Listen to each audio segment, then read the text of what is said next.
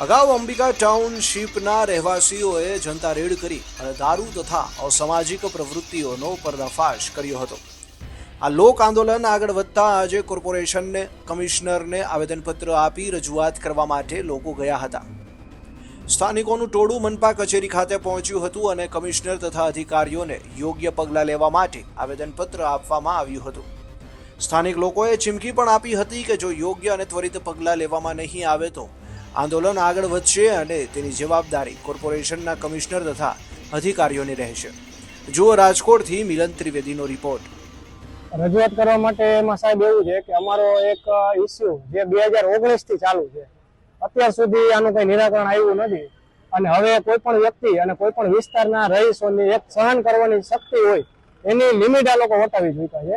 એટલે આજે અમે કમિશનર સાહેબ અને મનપાના બીજા અધિકારીઓને એક લાસ્ટ અલ્ટિમેટમ દેવા માટે આવ્યા છીએ કે અમારો જે કોઈ ઇસ્યુ છે એમાં કાલે અમે જનતા રેડ દ્વારા જે ત્યાં બે ગેરકાયદેસર પ્રવૃત્તિ થતી હતી એને અમે ઉજાગર કરી, પ્લસ જે જગ્યાએથી ગેરકાયદેસર પ્રવૃત્તિ થતી હતી એ બાંધકામ પણ બિન અધિકૃત અને દબાણ કરેલું છે।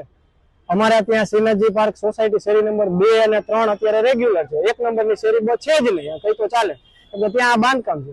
તો એની રજૂઆત કરવા માટે અમે અંબિકા ટાઉનશીપમાંથી કોઈ પર્સનલ લેવલે નહીં પણ અંબિકા સોશિયલ ગ્રુપ જે અમે લોકો એક્ટિવ થઈને અંબિકા ટાઉનશીપમાં કોઈ પણ જગ્યાએ જે કઈ ન્યુસન્સ થતું હોય ત્યાં અમે લોકો સાથે રહીને ન્યુસન્સને દૂર કરવાનો પ્રયાસ કરીએ છીએ। એ અમે બધા લોકો સાથે મળી અને આજે એક લાસ્ટ અલ્ટિમેટમ આપવા માટે સરકારશ્રી અને કોર્પોરેશન મનપાના અધિકારીઓને આપવા માટે આવ્યા છીએ।